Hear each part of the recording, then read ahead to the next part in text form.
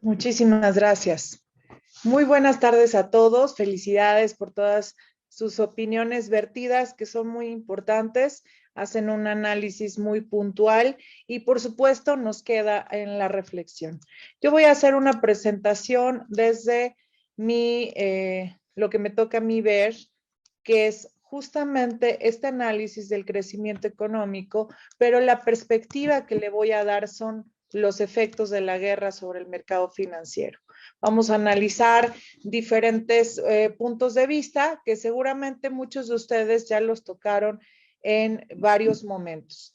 Como ustedes saben, la globalización sin duda ahora nos ha traído cosas positivas como la tecnología cada vez es más acelerada, la innovación y cada vez nos acerca a diferentes situaciones positivas, pero también tiene efectos negativos. Lo que pasa en un país en un momento determinado, como fue la pandemia, repercute sin duda a otros países como consecuencia de esta globalización. Y ahí lo vemos desde la perspectiva de la salud, en esta perspectiva sanitaria, pero también lo hemos visto a lo largo de la historia económica con diferentes eventos que han pasado, dependiendo el grado de justamente interrelación, relación y qué tanto interactúen los países, pues ese es el impacto cada vez mayor.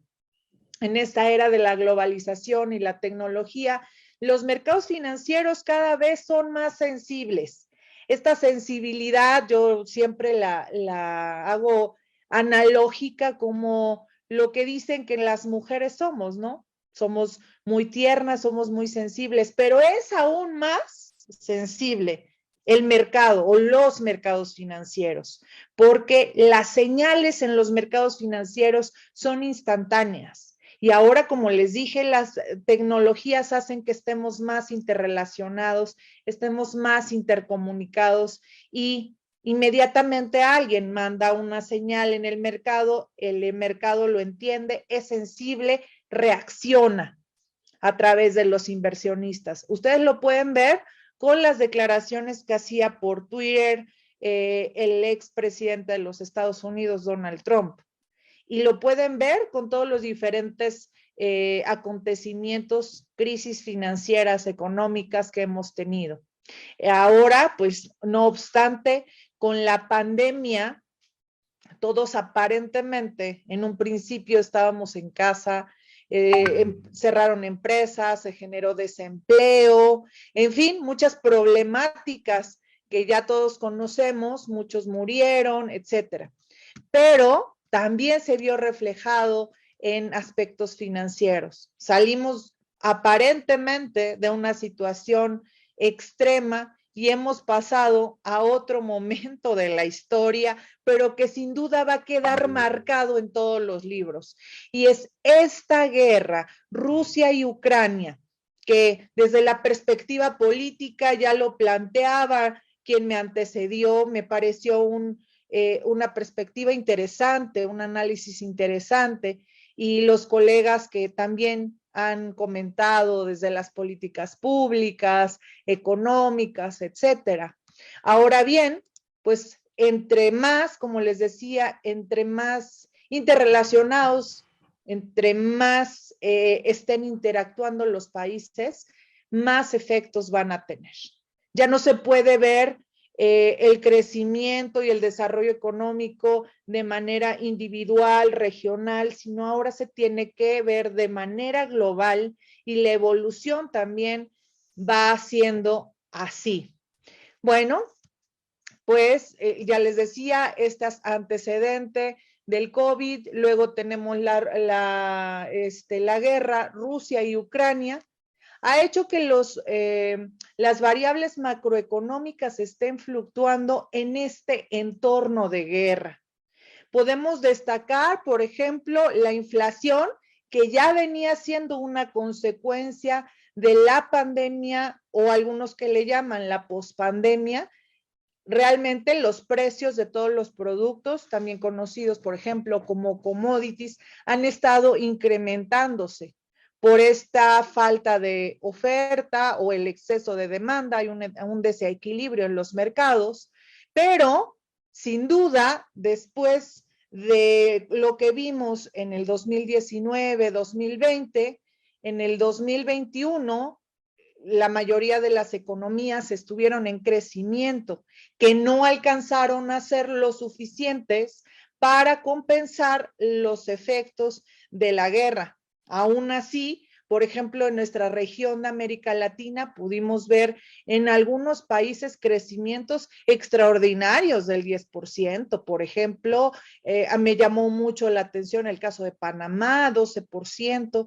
Nuestro país, casi el 6%, pero no logran compensar los efectos de la guerra. Ahora le sumamos este efecto de la guerra en estos países que también nos va a afectar, no de manera directa, pero sí de manera indirecta.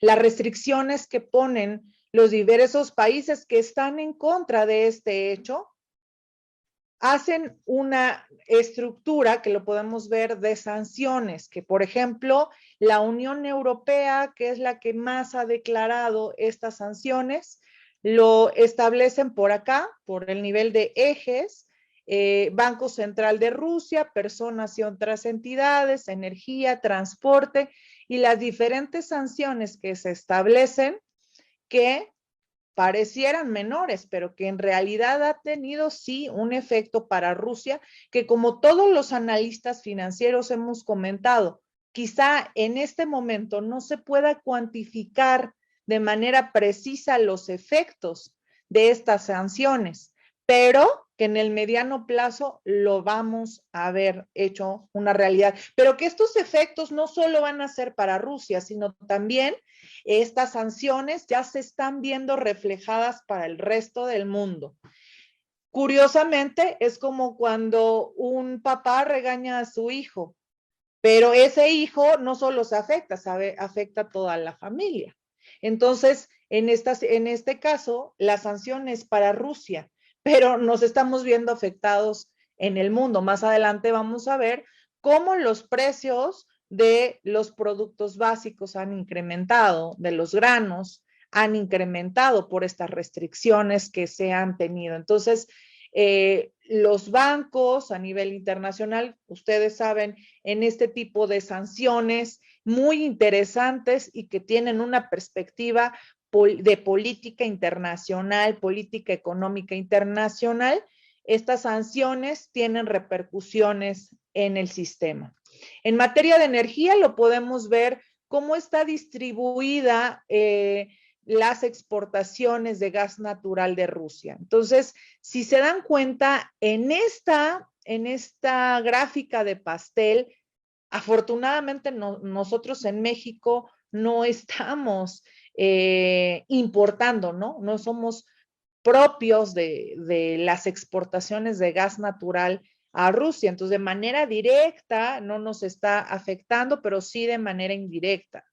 Hay muchos países que tienen una dependencia energética con Rusia y aquí lo podemos ver cuáles son estos países y estos definitivamente tienen grandes repercusiones. Aquí está la Unión Europea y otros más, pero que sin duda dentro de estas mismas políticas es poner un alto a lo que está sucediendo.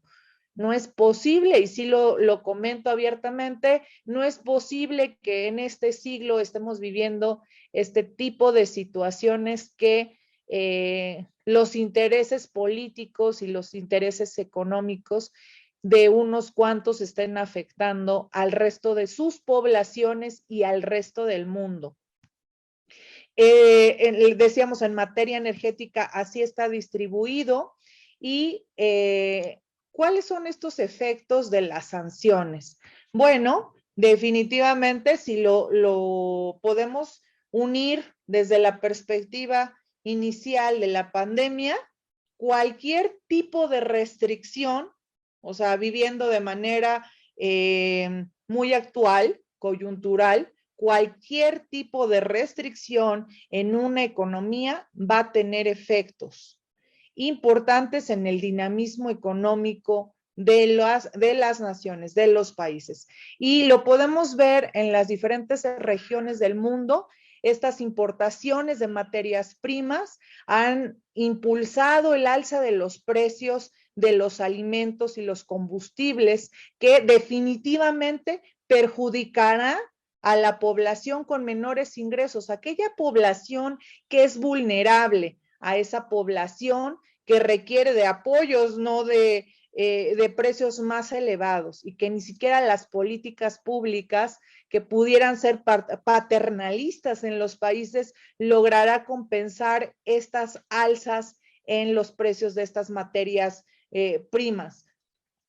Las personas vulnerables en la población mundial, pues desafortunadamente también se está incrementando, porque no hemos parado de la pandemia cuando ya entramos a una guerra que trae sin duda arrastrando también variables de la pandemia, como ya les decía, las presiones inflacionarias, el alza de los precios.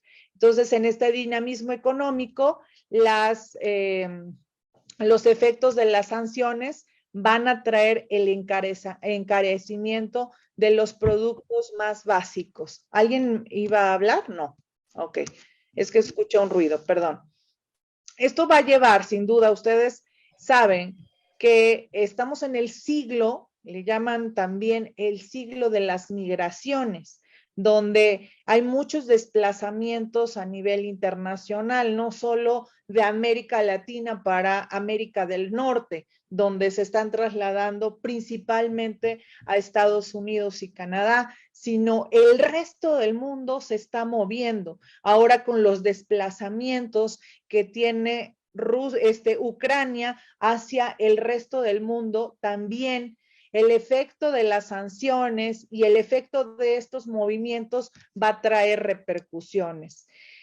¿Cómo están los efectos de la guerra sobre el mercado financiero? En primer lugar, las bolsas en el mundo, los mercados bursátiles han tenido caídas muy importantes, muy importantes. Las primas de riesgo de muchos activos han incrementado, mientras que disminuyen los rendimientos de aquellos que sirven de refugio más seguro.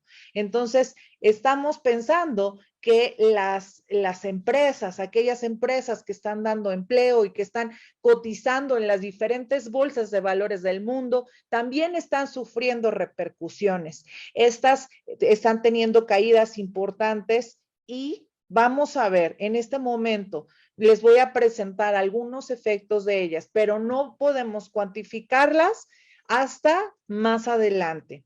Entonces, fíjense, ¿qué pasa? ¿Qué pasa en esta situación? Muchas de las empresas rusas terminan realizando impagos o reestructurando sus deudas, provocando ondas o burbujas que se expanden a través del sistema financiero global. Muy brevemente, porque también ya estamos en tiempo, podemos ver acá en esta gráfica cómo se están cayendo las bolsas. Esta bolsa, la Eurostock, considera las 50 empresas más grandes de la eurozona en términos de capitalización. Tiene caídas importantes. Esta gráfica es literalmente al día de ayer que se hizo esta gráfica, ¿no? Vamos a ver otra, las 50 compañías rusas más grandes también han tenido caídas importantes. Acá estamos. La bolsa ucraniana, ni se diga, está muy fuerte. Miren, plano, bajas, nivel máximo. Pero ¿qué pasa con los mercados financieros americanos en este impacto de la invasión? El mayor impacto para América lo tiene Estados Unidos, y eso se puede ver con su Standard & Poor's 500, quien ha tenido una caída del 7%. México, afortunadamente, no tenemos una relación tan directa, pero sí indirecta. Tiene un efecto o un impacto menor, pero en este momento no lo vemos, pero en el futuro vamos a poder analizarlo, ya que sus recursos naturales de Ucrania y Rusia se mueven en el mundo. Y luego, para profundizar en otro momento, el tema de las criptomonedas. Como ustedes saben, Rusia es uno de los países que está moviéndose muchísimo en todo lo que es tecnología financiera. También está teniendo restricciones. Por tanto, las expectativas de crecimiento, si ustedes pueden ver indicadores del Fondo Monetario Internacional, el crecimiento, las expectativas de crecimiento van en caída. Todas las economías a nivel mundial, tanto las economías avanzadas como en desarrollo.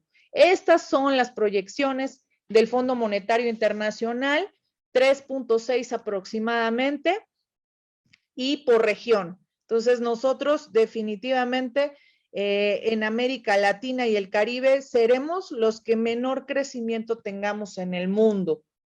Este crecimiento, sin duda, pues traerá contracción en el empleo, en las empresas y muchas cosas más.